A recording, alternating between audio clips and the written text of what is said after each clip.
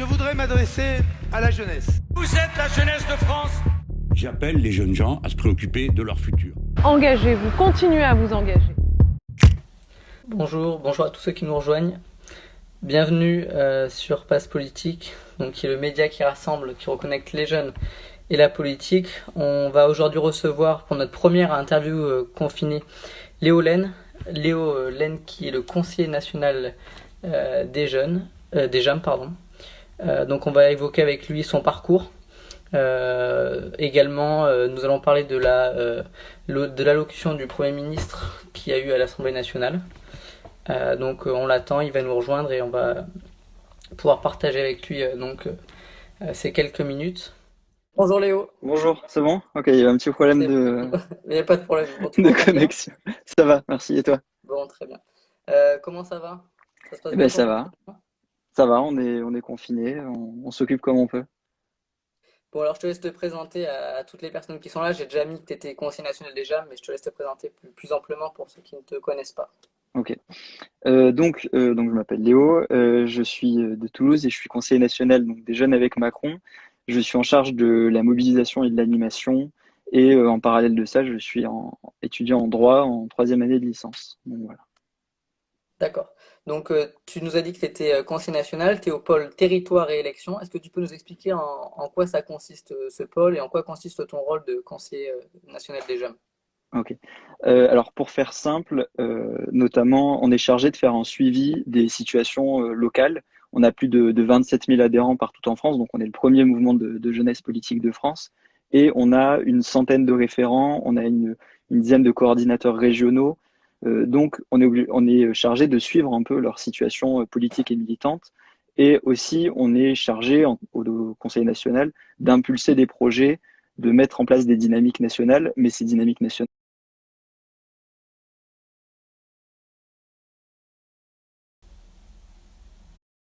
On commence. Donc, moi, je m'occupe notamment de la partie sud de la France, une grosse partie sud parce que c'est de la Bourgogne-Franche-Comté à la région PACA, donc c'est assez large. Et pour la partie nord, donc j'ai ma binôme, Romane. Et ensuite, on a d'autres personnes au sein du pôle territoire et élection. On a Sacha Alphen qui s'occupe de la vie étudiante et des partenariats. On a Julie qui est chargée. Bonjour Léo. Bonjour, c'est bon? Ok, il y a un petit problème Il n'y a pas de problème. Bon, tu de m'entends bien? connexion. Ça va, merci. Et toi? Bon, très bien. Comment ça va? Ça se passe Eh bien ben pour ça toi? va. Ça va, on est confinés, on s'occupe comme on peut. Bon, alors je te laisse te présenter à toutes les personnes qui sont là. J'ai déjà mis que tu étais conseiller national déjà, mais je te laisse te présenter plus amplement pour ceux qui ne te connaissent pas. Ok. Donc je m'appelle Léo, je suis de Toulouse et je suis conseiller national donc, des jeunes avec Macron. Je suis en charge de la mobilisation et de l'animation. Et en parallèle de ça, je suis étudiant en droit en troisième année de licence. Donc voilà. D'accord. Donc, tu nous as dit que tu étais conseiller national, tu es au pôle territoire et élection. Est-ce que tu peux nous expliquer en quoi ça consiste ce pôle et en quoi consiste ton rôle de conseiller national des jeunes? Ok. Alors pour faire simple, notamment, on est chargé de faire un suivi des situations locales. On a plus de 27 000 adhérents partout en France, donc on est le premier mouvement de jeunesse politique de France. Et on a une centaine de référents, on a une dizaine de coordinateurs régionaux. Donc on est chargé de suivre un peu leur situation politique et militante. Et aussi, on est chargé au Conseil national d'impulser des projets, de mettre en place des dynamiques nationales, mais ces dynamiques nationales, après, il faut qu'elles se répercutent bien au niveau local et surtout qu'elles puissent s'adapter de façon concrète parce que chaque département a ses spécificités. Donc, moi, je m'occupe notamment de la partie sud de la France, une grosse partie sud parce que c'est de la Bourgogne-Franche-Comté à la région PACA, donc c'est assez large. Et pour la partie nord, donc j'ai ma binôme, Romane. Et ensuite, on a d'autres personnes au sein du pôle territoire élection. On a Sacha Alphen qui s'occupe de la vie étudiante et des partenariats. On a Julie qui est chargée de mission au QG qui nous aide beaucoup pour toute la logistique. Et aussi, on a Charline qui s'occupe des jeunes avec Macron qui sont élus.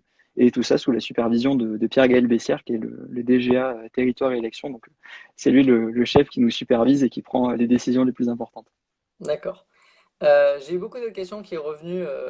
C'est quel a été ton parcours pour en arriver jusque-là, donc jusqu'au Conseil national des jeunes? Alors, moi, j'ai voulu rejoindre En Marche en 2016, donc dès le premier jour.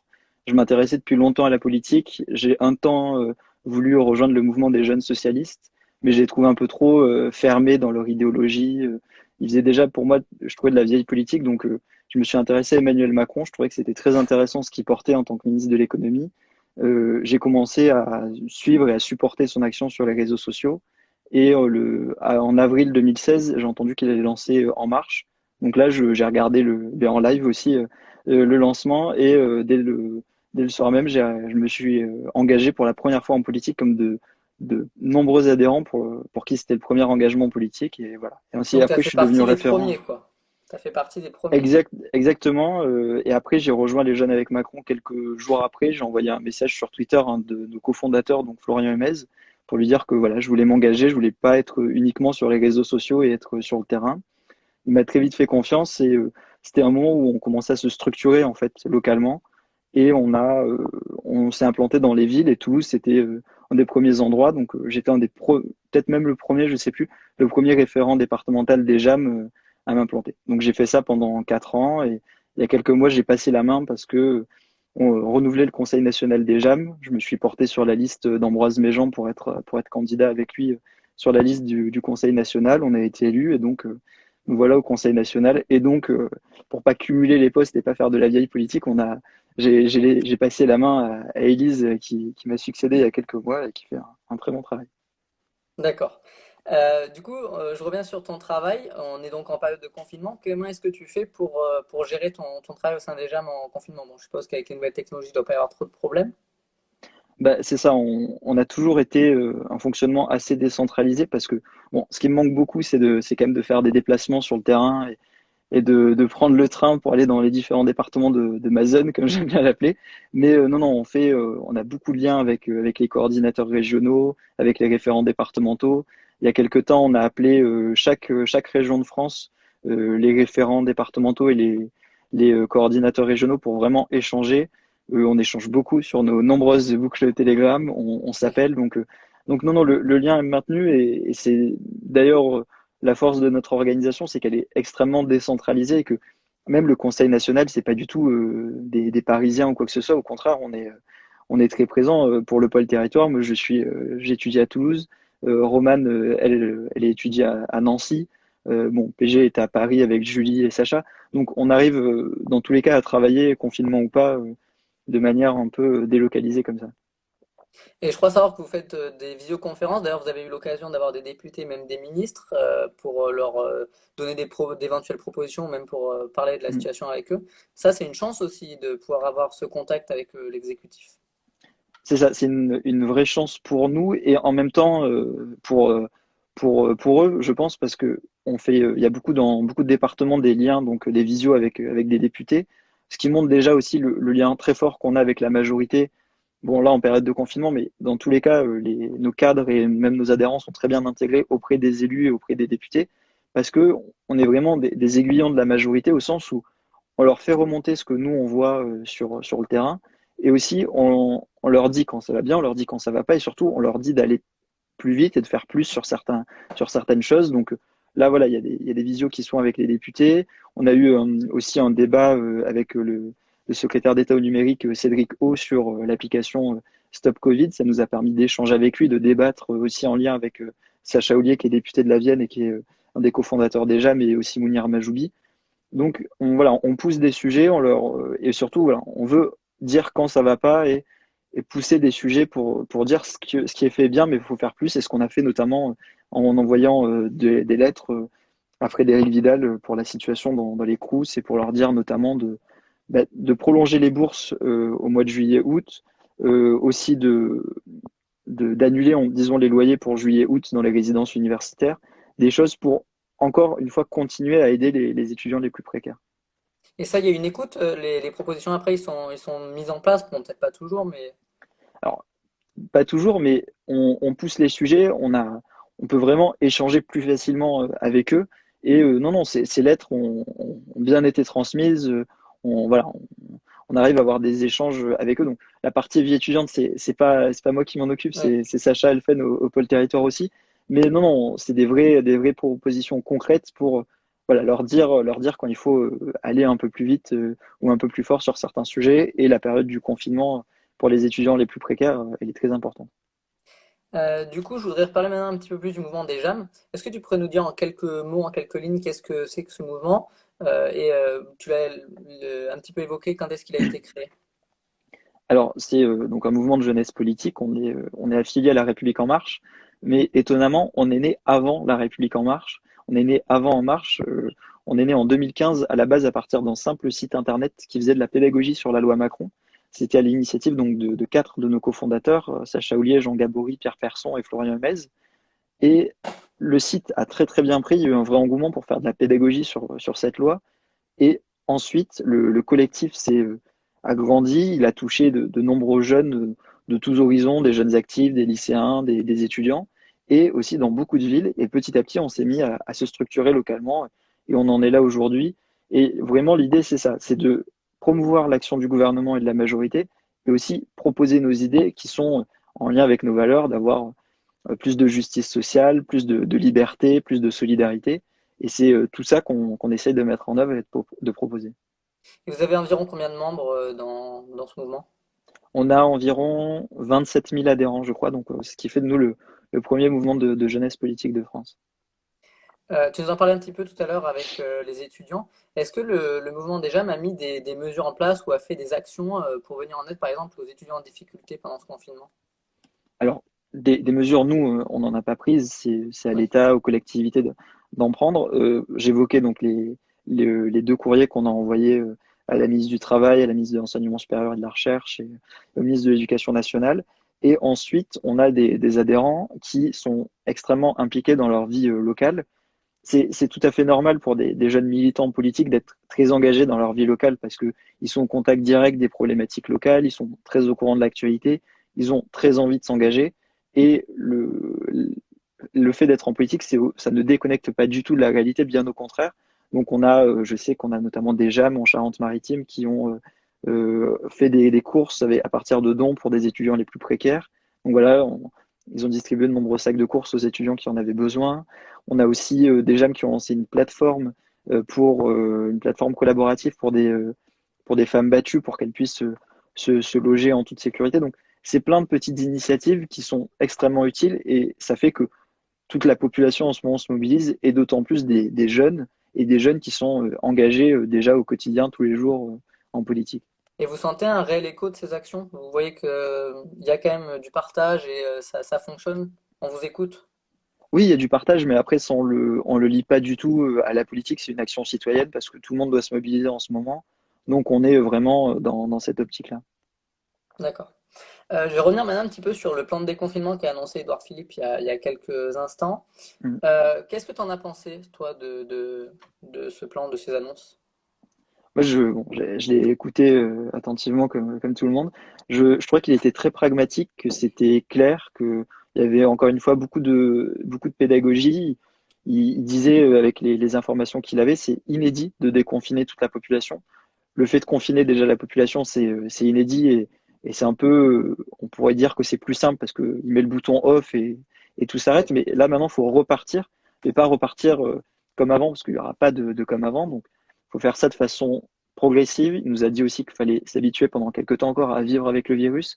Et aussi, il y a toute l'idée de territorialiser quelque chose de national et de voir en fonction de comment l'évolution de l'épidémie se passe en fonction aussi des territoires.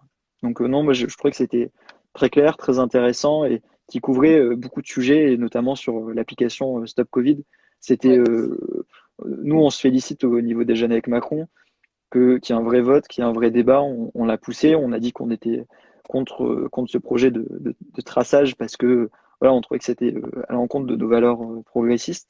Mais c'est très bien qu'il y ait un débat qui ait lieu, qu'on y aura plus d'informations, qu'il y ait un vote aussi. Donc ça, c'est très très bien. Je vais revenir très rapidement sur les propositions les annonces qu'il a faites pour ceux qui ne l'auraient pas suivi. Et après, j'aurai quelques questions à te poser à partir de ça. Donc, je rappelle, comme tu l'as très bien dit, il a parlé de déconfinement progressif, donc entre le 11 mai et le 2 juin. Donc, fin mai, réouverture des cafés et restaurants, normalement. Une différenciation Alors dans les fin mai, territoires. ils feront un point fin mai, Oui. ils feront un point pour savoir s'ils peuvent rouvrir. Et après, début juin, c'est possible que. Ouais, c'est ça. D'ailleurs, il a précisé, il a dit cette phrase, si les indicateurs ne sont pas au rendez-vous, nous ne déconfinerons pas le 11 mai. Donc ça, c'est aussi à voir selon C'est comment ça. va évoluer la situation. C'est ça.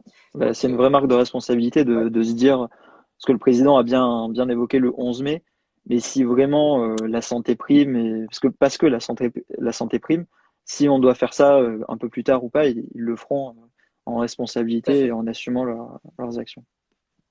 Donc il a parlé du tracking, enfin de l'application Stop Covid. Il a donc évoqué le fait qu'il y aura un vote spécifique, Mm. alors que ce n'était pas forcément prévu au départ, ça devait être inclus dans le vote du plan de déconfinement. Le 11 mai, les écoles et maternelles et primaires réouvriront. 18 mai, c'est les 6e, 5e. Et fin mai, il y aura une décision pour les lycéens. Masque obligatoire pour les collégiens. Pour les entreprises, encourager le télétravail, les horaires décalés et les masques pour les salariés. Masque obligatoire dans les transports. Il y aura une distribution des masques via la plateforme e-commerce de la Poste à partir du 11 mai. Et ensuite, il a parlé des manifestations sportives et culturelles où il a dit qu'elles seraient annulées jusqu'à septembre, notamment donc c'est une fin de saison pour les événements sportifs. Il a limité les rassemblements à 10 personnes et les lieux de culte, il a demandé d'éviter les cérémonies jusqu'au 2 juin. Ce qui est important, c'est qu'il a terminé son discours en rappelant l'importance du rôle de l'Assemblée nationale et de ses discours. Il a également critiqué les donneurs de leçons. Quel a été en gros ce rôle, même s'il n'a pas pu être fait en présentiel, de l'Assemblée durant ce confinement? L'Assemblée était toujours très mobilisée, alors évidemment dans des circonstances exceptionnelles, mais elle a fait vraiment son rôle en plein cœur de la crise. On n'a pas attendu de se dire on déconfine et après on analyse comment ça s'est passé. Ça va être le cas, mais l'Assemblée a fait son rôle de contrôle du gouvernement pendant la crise avec cette commission spéciale qui a auditionné les ministres. Il y avait aussi les commissions permanentes qui ont fait des auditions.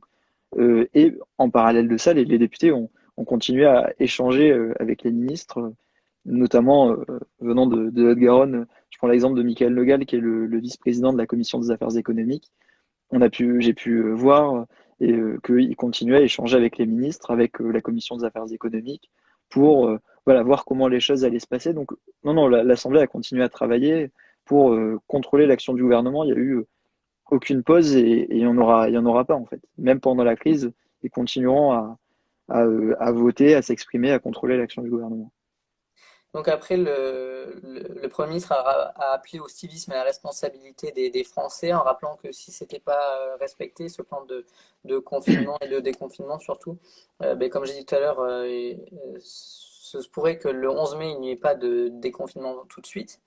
La triptyque de ce déconfinement, comme il l'a annoncé, c'était protéger, tester, isoler. Mm. Donc ça montre beaucoup de choses par rapport aux tests, notamment les 700 000 tests. Qu'est-ce que tu penses de ça, de se protéger, tester, isoler? Alors, c'est peut-être un peu large comme question, mais est-ce que tu as quelque chose à nous dire, à rajouter par rapport à cette triptyque à préciser?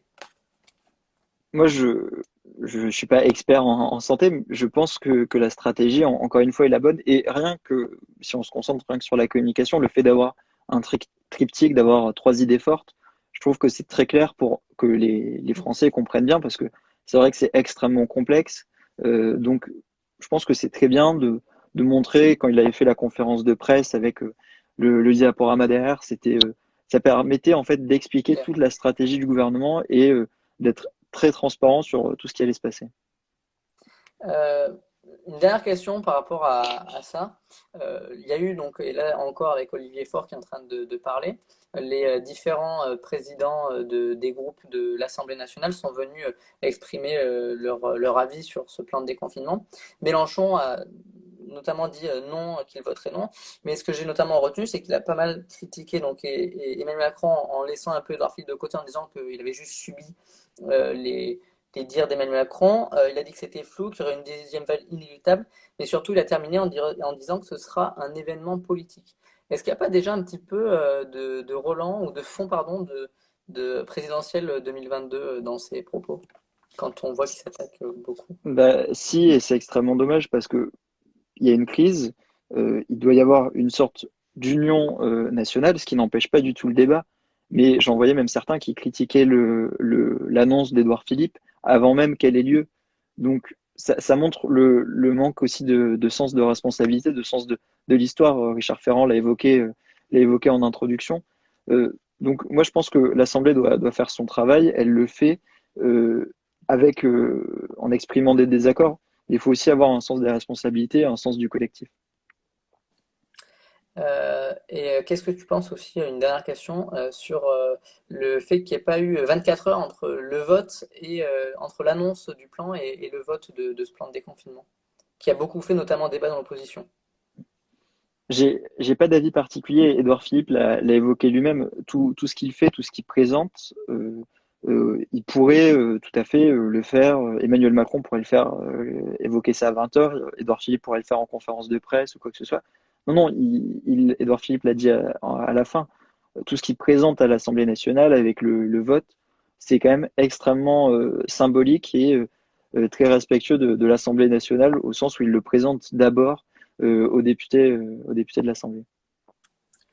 Bon, déjà, merci pour toutes tes réponses. On va maintenant passer aux questions des internautes. Donc, vous avez été nombreux à nous poser des questions via la story où vous pouviez donc poser des questions pour Léo.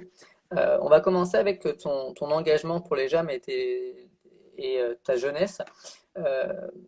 Léna, la fondatrice de Passe Politique, nous pose une question. Qu'est-ce que tu penses de la relation entre les jeunes et la politique?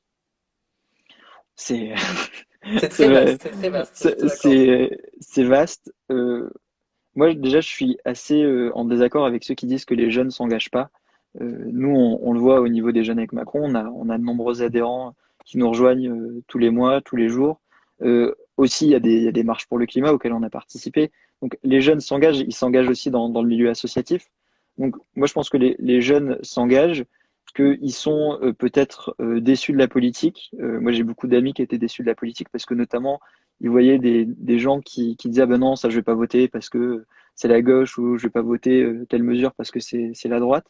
Donc nous, déjà, ce qu'on proposait, c'était d'inclure la société civile, de rajeunir l'Assemblée nationale avec des députés qui viennent pour beaucoup de la société civile et qui donc connaissent un peu plus les problématiques concrètes et en même temps aussi d'avoir un dépassement des clivages et d'être le plus pragmatique possible quand les députés votent quand les députés de la majorité votent pour les mesures pour les étudiants, c'est pas parce que c'est de droite ou parce que c'est de gauche. C'est parce que ça peut aider les étudiants très profondément à gagner du pouvoir d'achat, à améliorer leur formation. Donc, c'est ces choses-là qui sont les plus importantes. Oui, ça a d'ailleurs Donc, été. j'espère que les jeunes auront petit à petit un peu plus confiance dans la politique. Déjà, s'y intéressent via votre plateforme. Donc, ça, c'est très bien. Et nous, voilà, on essaye aussi d'aller sur le terrain le plus fréquemment possible pour leur dire de s'engager, leur expliquer notre action et pour qu'eux-mêmes puissent s'engager dans leur territoire. Avec les gens avec qui j'ai pu parler aussi, la politique, ce qui leur faisait peur aussi, c'est une sorte de complexité, c'est-à-dire des sujets des fois complexes avec du vocabulaire un peu alambiqué, et c'est aussi ça qui leur faisait peur au niveau de l'engagement. Bien sûr, c'est pour ça que c'est vrai que parfois les hommes politiques et les hommes et les femmes politiques peuvent avoir un discours un peu technique. C'est normal parce qu'il y a des sujets qui le sont très techniques. Et en même temps, nous, peut-être à nous, les jeunes engagés, d'aller sur le terrain et de d'avoir leur ressenti de ces jeunes et d'expliquer quand il y a des incompréhensions ou des choses comme ça. Mais vraiment, sur ça, moi, j'ai l'impression que la plupart des jeunes, après, comprennent très bien l'actualité et les paroles des hommes et des femmes politiques. Sur ça, il y a pas de souci. Avant de te poser une autre question, je réponds juste à une question que je viens de voir passer. Comment vous choisissez les gens que vous interviewez? Ouais. Donc c'est plutôt une question qui m'est destinée. En fait, on essaye de prendre, donc vous verrez dans les prochaines interviews, autant de droite, de gauche, de tous les partis surtout. Voilà ce qu'on va faire, mais je vous laisserai le découvrir après par la suite. Revenons-en à toi, Léo. On a une question sur ton entourage. Alexandre Dumont se demande qu'est-ce que a pensé ton entourage de ton investissement politique? Est-ce que tes parents étaient sceptiques? Est-ce que t'as eu des difficultés au quotidien à montrer et à mettre au grand public cet engagement? Non, moi ils l'ont très bien pris, ils étaient très contents que je m'engage, ils étaient très très fiers que je m'engage. La plupart de ma famille n'est pas assez peu politisée.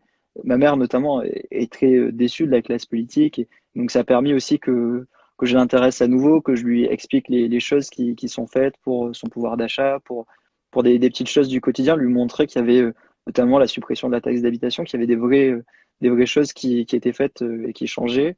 Mais en tout cas, non, ils étaient très contents que je m'engage et ils me soutiennent beaucoup dans ça. Ils sont très Euh, compréhensifs parce que ça prend du temps aussi. oui. Également, une autre question. Quel rôle jouent les JAM par rapport à La République En Marche? Alors, Le nous, mouvement les d'En Marche. JAM, on a des liens qui sont très forts. Ambroise Méjean, qui est donc le délégué général des JAM, il siège au bureau exécutif de La République En Marche. Nos référents départementaux JAM sont intégrés au sein des comités politiques, donc avec le référent et l'ensemble des députés de la majorité du département. Et il y a des comités locaux En Marche où on échange beaucoup, on fait des événements en commun, on ne cesse d'échanger, de proposer des choses. Et il y a une vraie complémentarité dans nos actions, donc ce qui est très très intéressant. Allez, une autre question que je viens de voir passer. J'ai une question pour Léo. Avez-vous déjà subi des coups bas en politique? Euh, pff, c'est pas House of Cards ou quoi, donc non, il y a toujours des personnes qui peuvent voilà être moins bien intentionnées que d'autres, mais c'est pas rien de bien différent par rapport à une vie sans la politique. Alors, une autre question qui nous a été posée de Mathieu. Qu'est-ce qui vous plaît et vous déplaît dans la politique d'Emmanuel Macron? Alors, c'est compliqué. Parce que ça fait, c'est très large aussi comme question. Je peux commencer par ce qui me déplaît. Je pense que parfois, les choses peuvent être expliquées de façon un peu trop rapide et qu'il a une vraie volonté de changer le pays, de le transformer. Donc voilà, parfois, je pense, et là, ça nous revient à nous en tant que militants et à l'ensemble des députés, des ministres, de peut-être un peu mieux expliquer tout ce qui se passe. Et après, ce qui me plaît, moi, si je soutiens le président de la République, le gouvernement et la majorité, c'est que l'ensemble des idées me plaisent. Tout ne me plaît pas, mais après, voilà, c'est du débat qu'on a entre militants en interne. Mais l'ensemble de sa vision m'a toujours plu et c'est pour ça que je le défends et qu'on défend son action. Alors ensuite, c'est Willy qui nous demandait, penses-tu que le gouvernement gère bien la crise du coronavirus? Oui, je pense qu'il la gère bien et gère surtout une crise qui est inédite et qui s'est jamais présentée à aucun gouvernement en France. Donc il la gère du mieux qu'il peut. Tout peut être amélioré et tout peut être mieux fait, hein. Sur ça, il y a aucune ambiguïté de ma part. Je pense qu'il fait réellement de son mieux en concertation avec les autorités scientifiques en premier, les autorités sanitaires, et aussi il associe les élus locaux, les grands services de l'État. Donc, non, moi je pense qu'il il le fait au mieux avec des informations qui changent beaucoup sur un virus qu'on ne connaît pas, sur une situation qu'on ne connaît pas en elle-même et qui est amenée à changer. Le Premier ministre l'a redit aujourd'hui sur le cas notamment des masques. Des scientifiques de renom lui disaient quelque chose il y a quelques semaines, maintenant c'est pas la même chose. Donc le politique doit faire des choix à partir de données qu'il a, qui sont des autorités sanitaires. Et ces choix sont évidemment compliqués dans une situation aussi extraordinaire que celle-ci. Une autre question de Sabricole qui est un peu plus lointaine là, c'est comment vois-tu l'élection des présidentielles de 2022, les candidats?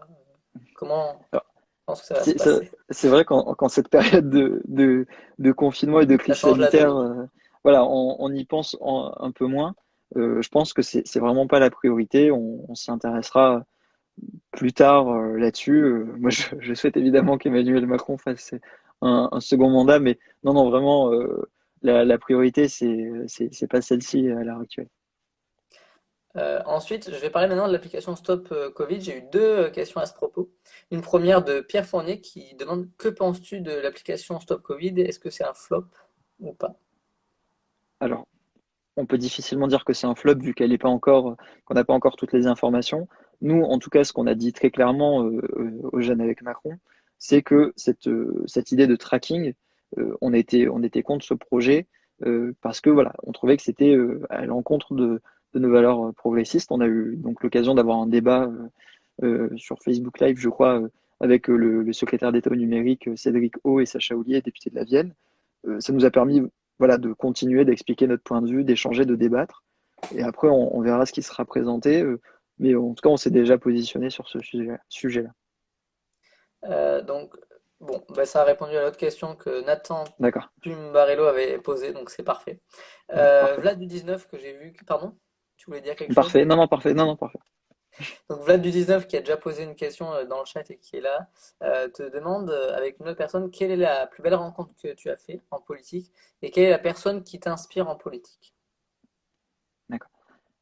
La plus belle rencontre, je saurais pas dire. Ce qui est extrêmement intéressant, moi, pendant 4 ans, pendant presque 4 ans, j'ai été référent donc, départemental de Jeunes avec Macron, et ça m'a permis de rencontrer énormément de gens, d'adhérents passionnés, motivés, qui ont fait de grandes choses et pouvoir gérer tout ce collectif et les animer. C'est ça une très belle rencontre. C'était la rencontre de ce collectif-là avec des personnes qui travaillent énormément pour faire réussir nos idées, qui s'engagent bénévolement là-dedans et qui font un travail exceptionnel. Après, des personnes qui m'inspirent en politique, j'en ai plusieurs. J'ai notamment des figures un peu plus historiques comme Michel Rocard ou Georges Clemenceau, voilà, d'une gauche assez progressiste, mais voilà, pour ne citer que. Alors j'ai une question qui vient d'apparaître dans le chat. J'habite à Biarritz et je vois énormément de gens sortir sans raison apparente. Est-ce possible que, à cause de cela, le confinement soit reporté? Le déconfinement, pardon, soit reporté. Je, c'est pas à moi de le dire, mais c'est vrai qu'en effet, c'est très compliqué d'être confiné. Je pense notamment à ceux qui vivent dans des conditions difficiles, aux étudiants isolés. Mais c'est important de le faire et de respecter encore une fois ce confinement. Le Premier ministre l'a évoqué, il en appelle à la responsabilité individuelle et c'est vraiment le message qu'il faut faire passer. Donc oui, il faut au maximum rester chez soi. Alors maintenant j'ai une dernière question de Léna. Où te vois-tu dans 10 ans? Je sais Euh, qu'en plus en politique c'est assez incertain, mais si tu veux faire de la politique.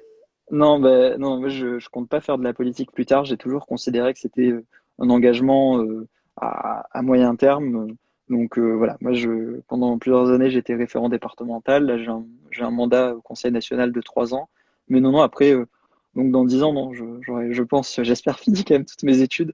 Donc voilà, non, moi je souhaite m'engager pour l'État, mais pas faire de la politique au sens électoral du terme, en tout cas.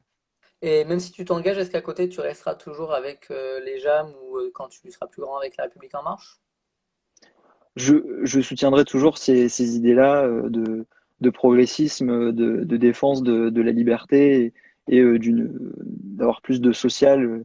Donc toutes ces valeurs-là, oui, dans tous les cas, elles resteront profondément ancrées en moi. Alors, je vais terminer avec Paul, que je vois plusieurs fois poser la question à qui m'adresser car j'ai beaucoup de questions sur les JAM. Et la responsable 13 ne répond plus. Apparemment, il Ah, aime bien d'accord. intégrer votre mouvement. D'accord, ouais. C'est bien, Paul, c'est ça, parce que c'est dans ma zone. Donc, il peut m'envoyer un message privé et puis après, je le mettrai en lien avec le coordinateur régional ou la référente départementale du département. On a des cadres qui font vraiment un très très grand travail. Nous, on travaille principalement avec nos coordinateurs régionaux qui sont très très actifs et c'est grâce à eux d'ailleurs qu'on arrive à impulser tous nos projets nationaux pour qu'ils aient une réalité, une densité sur le terrain. Donc non, sans problème, il peut me contacter et puis je le mettrai en lien avec plaisir. Bon, du coup, on va terminer avec une autre question qui est apparue. Que penses-tu de la législation actuelle des stupéfiants? Ah oui, c'est pas du tout, c'est pas du tout le même C'est pas du sujet. tout le même sujet, mais c'est des Moi, je questions qui pense arrivent. qu'il faut avoir un vrai débat sur le cannabis. Nous, au sein des Jeunes avec Macron, on a des groupes de travail pour vraiment réfléchir à ces idées-là. On en a plus d'une dizaine et notamment on a un groupe de travail avec un chargé de mission sur la question du cannabis. Donc, ça permettra de proposer des choses et pour, encore une fois, aller plus loin et être plus moderne sur ce sujet-là. Ok. Ben, merci beaucoup, Léo, pour tes réponses. Ben, merci Euh, à toi pour l'invitation. Avec plaisir. Je terminerai en rendant un petit clin d'œil à tous les personnels soignants et toutes les personnes qui travaillent Mm. pendant ce confinement et qui permettent à la France et au pays de vivre. Donc voilà, je voulais leur faire un petit clin d'œil avant de terminer. Donc ben, merci beaucoup Léo de nous avoir accordé un peu de ton temps pour répondre à nos questions. Merci à tous ceux qui ont posé des questions. Vous pourrez retrouver ce live en replay pendant quelques jours. Et je vous souhaite à tous une très bonne soirée et prenez soin de vous. Merci Léo, Bonne au soirée. revoir. Allez, ça Au nous au revoir. revoir.